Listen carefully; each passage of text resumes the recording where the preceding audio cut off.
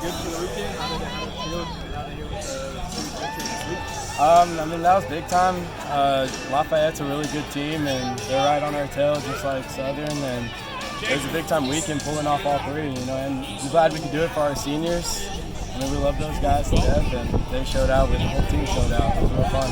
Well, you got at least one more game to win before you can claim things outright. But how much of an accomplishment, how much of a feeling of accomplishment is there today to know that you've clinched at least a tie for this, for the regular season tie? Right. I mean, it's a huge accomplishment. We take pride in every game we play in, and you know, just knowing that we got three really good guys again next weekend, and a good chance to, you know, go get in Georgia State. So we're excited.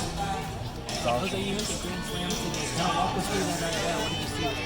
Okay, I had paid attention to how they previously threw to Ben and Sheffield, and I was kind of expecting a couple change-ups. And he threw his first change-up in a really good spot, got me to foul it off, and then he left one where I could get to it, and fortunately I got there. How good of a job you think this program has done handling a lot of the, not only the success, but a lot of the notoriety that you guys are getting, is whether it's your top 25 ranking or you look at those projected, NCAA things. You guys are going to be a 2 seed somewhere, and those are pretty lofty places that this program hasn't been in a while. I mean, it's from top to bottom, from coaching staff to our managers to seniors to freshmen. I mean, everyone's bought in. Everyone knows what they signed up for, and we're not nearly done yet. We're just getting started.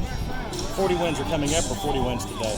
41 today. 41 tied today. the program record. What about that piece of history? Tying the program record as far as wins in a season. I mean, it's just when you got a team with these many guys and these many so many players that you won't, if you don't get it done, the next guy will. It's truly amazing to just see, and there's just so many guys that can get it done, and we've been doing it all season. If it's not me, it's Sheffield. If it's not Sheffield, it's Faison. If it's not Faison, it's Wuthridge. If it's not Wuthridge, it's Kenya. There's just so many guys. It's awesome. Well, it got a little interesting at the end.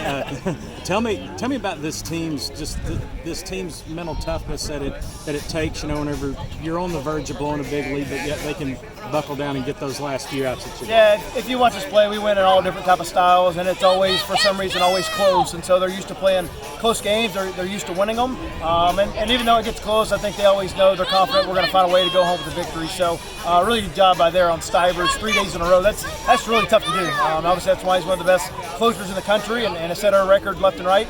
And so that's a really good win and a really good sweep, and just a great job to send those seniors out the right way. I know there's one more win to go get to clinch this thing outright, but how much of a sense of an accomplishment is there for you and these guys today to know that that all this work and you've clinched at least a tie for the top spot in the league? Yeah, for sure. When you set your goals out, and one of the first ones is winning a conference championship, and so we're one win away to make that happen outright, and then to go along with it, we'll have other goals that we'll get to accomplish. And so this team's put ourselves in a great position for the postseason, but we're not done yet. We've got a lot to play for and a lot left to go, and so we'll enjoy this one and back to work for a good Georgia State team next week. Tying a school record for most wins in a season so far, how much does that mean?